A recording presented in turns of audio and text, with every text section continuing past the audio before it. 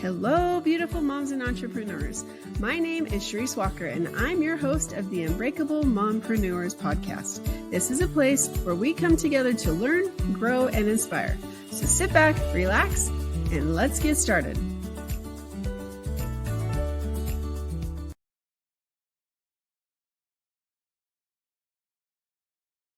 Hello, Unbreakable Mompreneurs. My name is Charisse Walker, your host, and here is my question for you. Copywriting. Do you know what that is? And do you know what it means? And do you know the importance of it? Well, if you don't, then today's your day because you're going to learn a lot. But if you do, well, let's talk about what you can do to improve your copywriting. So without further ado, Rachel, why don't you introduce yourself to us? Hello, my name is Rachel Allen. I'm so excited to be here. I run a company called From The Blue Copywriting, where I make words make money. In more of a LinkedIn speak, I'm a marketing strategist and a copywriter. Okay, but you have to tell us how you got into this because like your origin story, it was really cool. So tell us about that. Oh, thank you. Yeah, I didn't ever plan to do this. I didn't know what copywriting was until the day that I started doing it. So I went to school for journalism, and did the whole process, like journalism, double major, 4.0, interned at NPR. I was like ready to go. And then I graduated into the 2008 recession, and of course, no one was hiring. So I sent out 200 resumes, and the only job I could get was unpacking boxes at Old Navy, on the 5 a.m. warehouse shift. And I was like, so it was not what I wanted to do with the rest of my life. So I stuck it out for 6 months. And then in my 22-year-old brain, I was like, well, like, what's the furthest I can get away from Tennessee? And the answer to that is Hong Kong. So I bought a plane ticket and I left. Also, being 22, I didn't get a work visa and didn't have any kind of plan. So I landed there with like $200 in my bank account and I had to make rent. So I started Googling like how to make money online, which is like slightly less idiotic in 2008 than it is now, but very slightly. And I found this like freelance gig for a copywriting, and I had no idea what it was, and I was pretty sure it was a scam, but I gave it a try, and they paid me the $3.25 they said they would. I was off and going. That was even, I thought $5 an hour in 1994 was bad.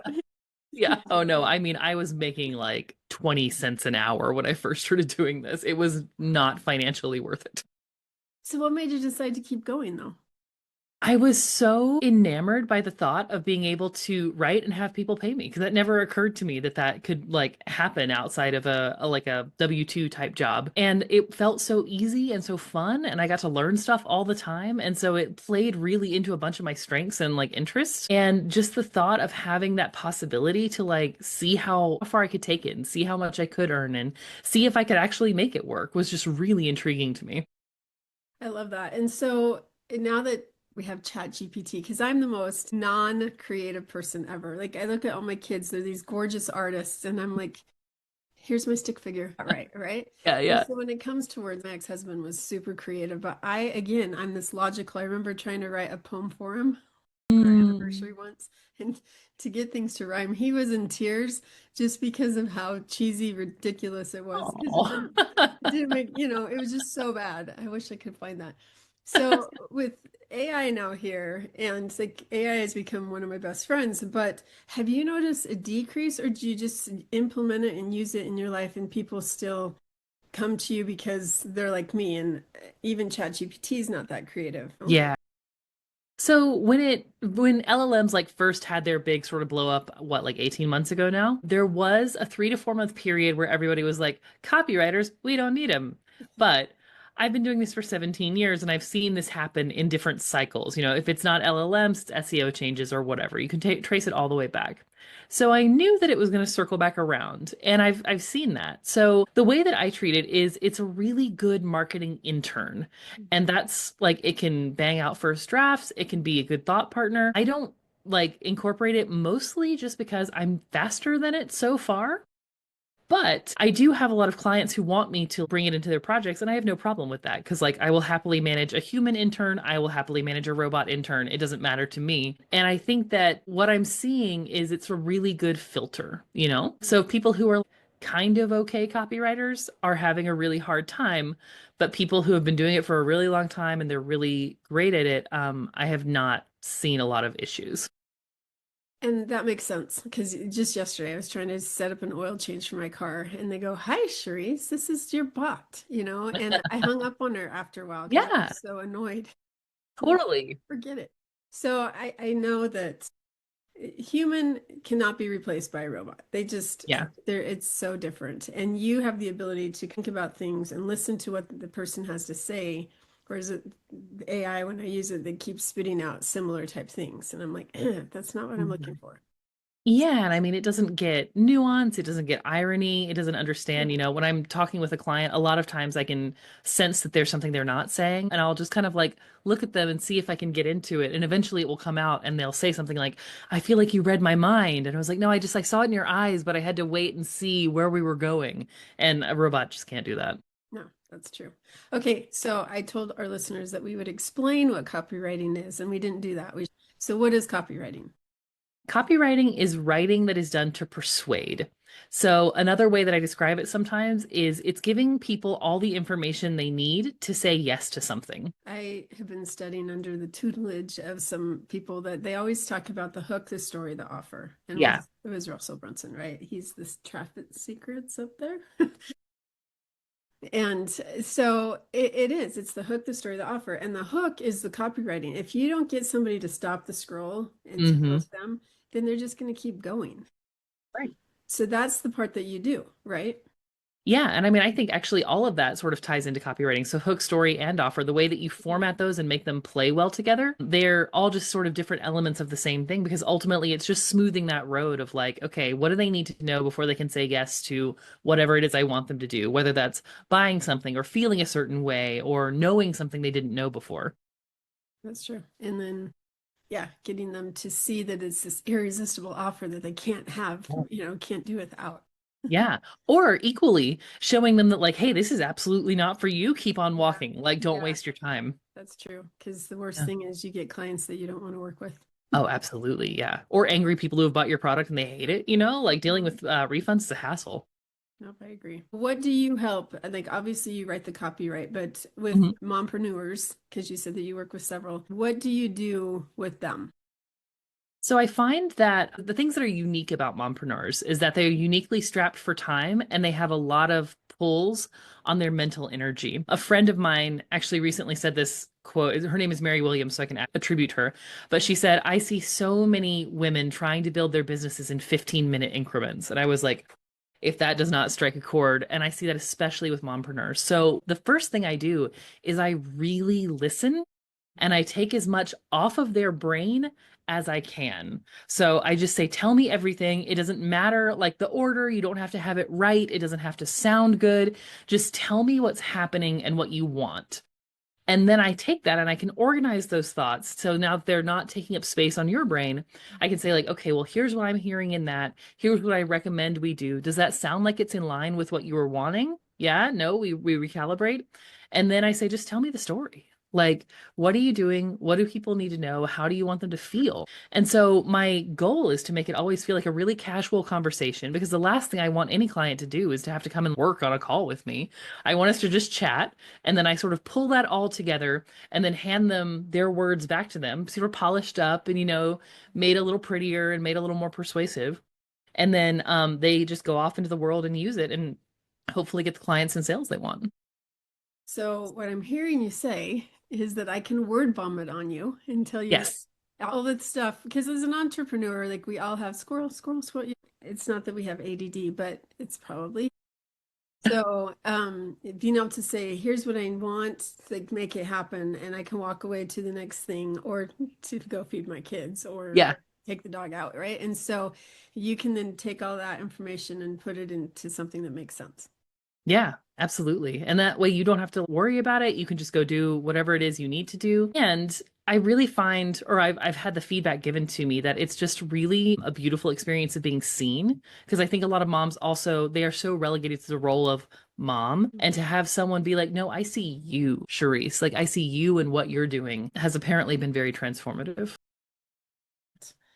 Okay, so do you also do like emails? Do you set up the emails? I mean, tell us all of your services. Yeah. Oh, all of them from beginning to end. All right. 4-hour podcast. I know. The short version is I do everything from the very high level, like marketing, branding, strategy, which is like I have an idea, I want to sell something, but I don't know how to make other people care, or like I don't know the messaging for that, Mhm. all the way down to like post on LinkedIn for me because I don't want to. Really? That too. Yeah, I do social media management. I do launch support. So if it's like, hey, I had a client who was selling skincare, and it's like they launch twice a year, and I'm like, okay, well, here's your plan. That way you can hire me once to make the plan, and then you just follow the plan. Don't worry about it. Just keep on going. Emails, product copy. If it goes on a product where you need a little description of something, basically, if it's words, I probably do it. Wow. That is so good because Yeah. I mean, I'm going to be super vulnerable and I try not to be, but I'm going to, well, actually, that's not true. I am. But when it comes to this, I'm going to be. And I think because I run this podcast and I talk about business and I'm a business owner, but because there's so many different things that I do, and it's like, okay, I really do have to start paring down because I don't have time anymore and I'm tired. So like this book right here, Flipping the Iceberg, like I've started this whole process and I've paid coaches and I've paid people and then I don't implement because I get busy with my real estate or I get Right. busy with this house that I'm trying to get on the market and it's Right. killing me. And so it's like, how much money am I losing because I don't have time to do it? Versus if I were to just hire somebody that's an expert in that field that can do it, it's going to be a lot quicker. And so Yeah. I think that sometimes people, they feel like they have to do it all themselves because they Absolutely. don't want to pay somebody. Or like for me, I just painted this whole entire house. It took me a month. It should have Oh. taken me like because every time I got started, my kid would call me at school and it's 40 minutes away. Like, Mom, can you come pick me up? Because, or Mom, Mm. or we got out of school early, which was yesterday. I'm like, "Ugh," you know? And so it's like I could have paid somebody 3 grand, 4 grand, 5 grand. And if my mortgage payments were expensive, I could have saved money, right? Right. So I think that people, listeners, when you're thinking, I got to do it myself because I don't have the money or I don't want to hire, it's like, what is your opportunity cost that you're losing Mm. by not hiring that person? Oh, yeah. I love that you frame it that way. One other thing that I would like to just remind listeners is that it's not your fault if you can't do all that stuff because there's so many marketing courses and Mhm. 90-day planners and all that kind of stuff that say like, hey, you can and should do the same level of marketing as somebody with an entire marketing team. And that's just not fair. It's not a personal failing. It's just you're not a marketing team. Yeah. And the stress to take it off, like, here's my hat. Right? I crown you. Right, exactly. I So, often talk about being the marketing grown-up in other people's mhm, businesses because it's like, yeah, I just need another grown-up in the room, man. yeah. Like, I just need somebody to take this off my plate. Mhm. And to collaborate with people, like there's more energy, right? Yeah. It's like just talking to you, I'm like, oh, you can take care of it, Yeah. because it's not something that, I mean, as entrepreneurs, especially for solopreneurs, that we're spending so much time by ourselves. And if we can collaborate with other people and we feel supported, we feel energized, and it works. And so I think that sometimes if you're some people think I have to hire a full-time assistant. Well, can that Mm. assistant, are they good at the copywriting? Are they good at posting things? Are they good at this? Or do you hire specific people to do different things Right. for about the same price or sometimes less? Yeah, maybe you get a couple of different people and you hire someone to coordinate those people for Yeah. about the same price. I've done that on several teams as well. Yeah. All right. So I think I'm done pitching you. No, I'm kidding. But it really is true. So let's talk about email marketing because we Yeah. talked about this on previous podcasts that I've had. But do you feel like how valuable do you feel like it is? Yeah, that's such a good question. So about every 5 years, everyone on the internet says email marketing is dead and, don't even bother. No one wants emails anymore. It's so my take on it is that email marketing is not dead. People aren't tired of email as a medium, but they are very tired of being treated badly via email. Because I mean, how many just broadcasts do we get that are just sent out to us randomly? It's just they're tired of lazy email. So when done correctly, it's actually very valuable. In my case, I average like 62% opens and about 15% Wow. click-throughs. Yeah, for mine and my clients' emails. I have a friend who's doing this amazing marketing campaign that's part scavenger hunt, part murder mystery, but via email. So you can do some really effective things with it, but you just have to not be boring. That's really interesting. Well, and I think sometimes when we get bombarded, like my work email has become something that I'm like, oh, spam, spam, spam. One person that sends you 3 emails a day, it's not going to be Hard pass. like, it's just, I'm starting to delete those. And then it says, would you like to unsubscribe? Yeah, Yes, in triplicate. 3 times yes. because you haven't opened it. I know. Right. Right. Yes. All right. With the spam, let's talk Mhm. about that Yeah. because how do you not get marked spam? Do you have to use MailChimp or can you just use your Gmail account? Like, what do people need to know? So, generally speaking, unless you are doing like extremely high touch one-to-one stuff, you want some kind of email platform so that you don't get marked as spam. So, whether that's MailChimp, ActiveCampaign, Kit, those are probably the main three people use. You can get really squirrely with some fancy ones, but like just stick with those, they're fine. If you are doing like if your business is ultra boutique and you only work with, say, 5 clients and you're only emailing what, 15, 20 people a month? Sure, email them from your personal account as long as it's not something weird. It needs to sound a little bit like your business or it needs to be your name. You can't have, llama72 at hotmail.com and expect people to want to give you money because that's just unprofessional. So, unless, of course, you work with llamas, I don't know, maybe that's a different thing. But generally speaking, you want to do those platforms, you want to make sure that you have your double opt-ins so that people have to do that really annoying little email thing where they're like, yes, I did want to subscribe to that list because that helps people, that helps the platforms know that you're not spam. And just make sure your headlines or your subject lines actually sound like a person instead of like some sort of annoying bot wrote them. And you'll generally be fine. Interesting. So let's talk about the opt-ins Yeah. because like I have email addresses from people who've opted in on this platform, this platform, this platform, but now you Mhm. want to merge them, then Yeah. like, is that possible? Generally speaking, as long as they are mostly from the US, it's pretty chill. If you have clients from or people on your list from other countries, particularly England or the EU, they have specific rules with GDPR and like data use protections. So if you have a really international list, it's worth emailing everybody again just to be like, hey, do you still want to be here? Just checking. And that way you have the confirmation. But if you're mostly US, as long as they signed up through a platform and you didn't like buy their list from somewhere or you didn't, I don't know, go to your local library and like snake email addresses off a sign up sheet, then you should be fine. The place that I do see people fall down with this a lot is if they work with clients and then they add their email address to their list without asking them. Because, like, you think it'll be cool, you think they want to get your emails, maybe they do. But if you've manually added a bunch of emails, that tells the platform you might have bought them from somewhere. So they get a little icky about that. Interesting. Okay, so what are some of the marketing trends that you see today? The biggest one that actually makes me really happy is a swing back towards human-centered marketing and like analog stuff. I know a bunch of people who are doing zines. My business partner in a different business I run actually we just did like a magazine, like a 150 page, get it in the mail, put it on your coffee table magazine. And I see even like the higher paid offers are focusing on things that won't scale. So I have a client who sends flowers to all of her clients on their birthday. Another one recommends a book to them and like a specific book for them every month.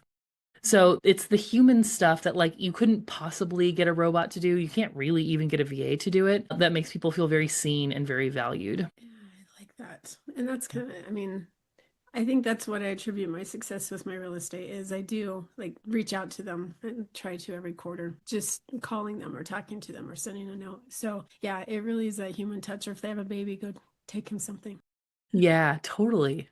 And it can be something very small. The most successful email sign up campaign I ever did was I did something I was calling amuse bouches, where I said, hey, if you sign up for my email, I'll send you an amuse bouche. I didn't say any more. But what I did was anybody who signed up, I researched them for like 5 minutes, and then I sent them a personal video saying something that I thought was really great about them. Because like we never have people just being like, you're awesome because of this. And people loved it. It's a mouche bouche. Yeah, it's a little like appetizer that's just one bite. Oh, okay. Okay. Yeah, yeah. And it's like amuse, bouche is mouth, like a little mouth amusement. I love that. That's Yeah. cool. Okay, so you've helped people scale, you've helped people build, you've helped create. So what, and you created on your own from $3.25 you are today. So if you could go back to that girl in China that was needing $200, now know what you know, what do you wish you would have known back then? I mean, the first response, which sounds flip, but is actually very correct, is like figure out how to pay your taxes earlier. I didn't know how that was supposed Yeah. to work, and so I had to like figure that out fast, and it was not pleasant. It involved accountants from two countries. It was a whole thing. Oh, wow. But yeah, because I just didn't know. I had no Yeah. business background. I didn't have any sort of financial literacy like that. So I was like, well, I guess I messed that up. Apologies, IRS, but we're cool now. But I think the other thing, I would just tell her that like your instincts here are there's so many voices in this space, and there's so many things that are saying, do it this way, do it that way. And I think I've just always felt a little bit off from that. And those are the things that have paid off for me. So anytime I'm like, I look at something and I'm like, yeah, I don't know, I'm gonna go over here. It just works out. So trust your gut. Yeah, Know your absolutely. taxes. Nobody has ever given that advice before. No, Trust your gut and pay your taxes. That's a t-shirt right there. but it's true because Yeah. like I'm actually meeting with my accountant at the end of this month for like the 2025 year to Yeah. plan. And I haven't done it yet because I've never had it ready, but I'm like, Yeah. hey, I actually can do this year. He's like, Nice. let's meet. And I think that that's taxes are something that we don't talk about as business owners. I'm sorry. That's something else you should outsource, in my opinion. Yes. Like Absolutely. Unless they you just know the love it. loopholes. There Yeah. was one that I went from a 20 and owing to getting a refund this year. Fantastic. So there's some loopholes that accountants know, and they're legal. Yeah. Yeah. Wouldn't do it if it wasn't. Yeah, totally. That's something that you should hire out as well and make sure that you get it done and take it serious. Yeah. And I think that really speaks to a bigger point that I often see with particularly women-owned businesses, is that they are treated, and we often treat them, we ourselves treat them as like, oh, but this is just my little thing that I do, my little hobby that I do on the side, or it's just like my little business. And it's like, no, I mean, women-owned businesses account for 4.3% of the US gross GDP. And frustratingly, we still earn so much less than male-owned businesses. And so that's what I just encourage everyone. It's like, no, your business is serious. If you are earning money, you have a business. And like you should be proud of that and treat that with the seriousness that it deserves. And there's like open up a business. Like don't do Yeah. it out of your personal account and open up a Yeah. separate checking account under your Yes. business name because then it really does become a business. And there's lots of tax benefits to that. Yes, absolutely. And I mean, talk like liability protection, there's so many Yeah. things. And I think if I think back to myself again at that time, that would all feel really impenetrable to me. Like I would have no idea where to start. But it actually is a lot easier than you think. I mean, you can really just walk into your bank and say, like, give me your best business checking account with no fees. And there's so many ways, whether you go with, a local lawyer or LegalZoom or whatever, you can incorporate a company very quickly. Yeah. And there's some out there, like I can go to the commission, the state commission, and open it myself for like Yeah. $22 to register the name and then $55 after that, I think it is. Don't quote me on that. But I almost made the mistake one time when they said to renew. It takes Hmm. me like they send me a postcard and like, hey, renew here. And I went to pay $185, which I've never done before to Huh. renew business. I'm like, this isn't right. Because it should just be 18 bucks. And so Yeah. my point is be careful of those online companies that they'll do it for you, but they're going to charge you. And it's Yeah. not hard to set up yourself. Yeah, it's really just paperwork. As like read it slowly, talk to a lawyer if you're really that worried about it, but it's pretty simple. Absolutely. Good advice. Good advice. Okay. And you are a mother, right? Well, you have a stepson. Hmm. So am working through this because let's talk about this. This isn't a Yeah. conversation we have a lot, but what's the word I'm looking for? When you have, because we think of him as our own, but you know what I mean, as a stepson. How is that being a mom sometimes like trying to fill that role, but the child might come in and like, nope, I don't want you Yeah. or something. So give us one piece of advice you would have for being a stepmom? I mean, I don't know. I can say what's worked for me. I hesitate to give advice because I feel like I mean, I don't know what I'm doing, but it works so far. I approached this with the respect that I would have wanted as a child myself. It was a little bit of a contentious situation between me and his mom, and I got the sense that she was sort of pressuring him to not get to know me and to not be close to me. And I just sat down and I said to him, I was like, "Look, I am always here for you. I am never going to push you to do anything you don't want." Because it's my belief that in this situation, you get to be the kid, and whatever you want to approach this as, that's fine with me. And we've sort of grown into that over the years. And I think that just having the space to just approach it in his own time and in his own way, and knowing that I'm not going to come in and be like, you have to call me mom and let me get all up in your life, teenage boy. I think that really just demonstrated a lot of respect that he was able to trust me, and we're eventually became very good friends.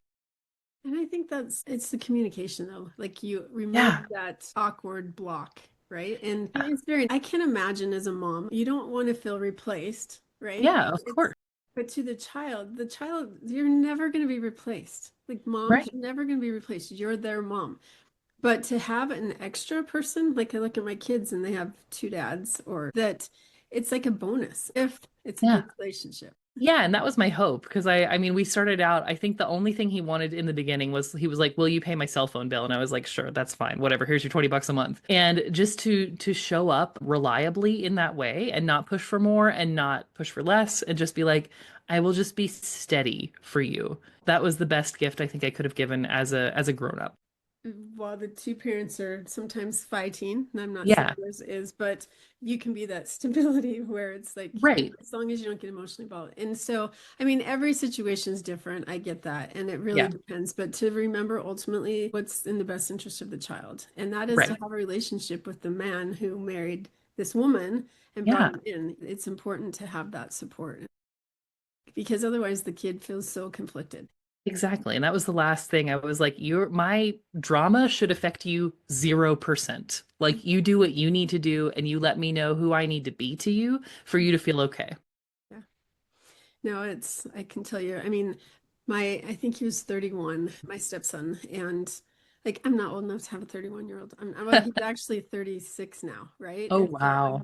I'm not old enough to have him. Yeah. And so, but he came out here one time to visit us. So we paid his way so that he wouldn't have to. And the whole time he was here, his mom, now he's 31.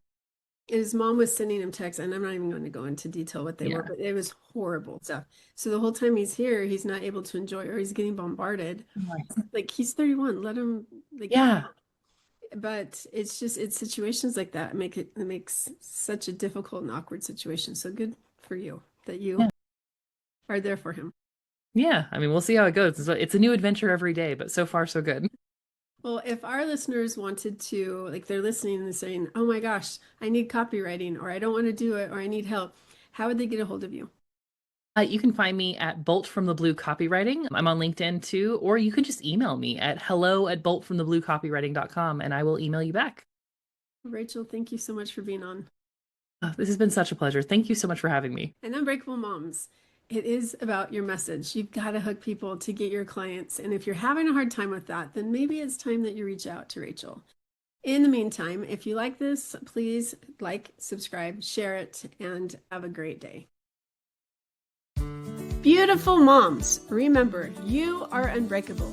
Keep illuminating the world with your strength, pursuing your dreams, and reveling in the splendor of motherhood.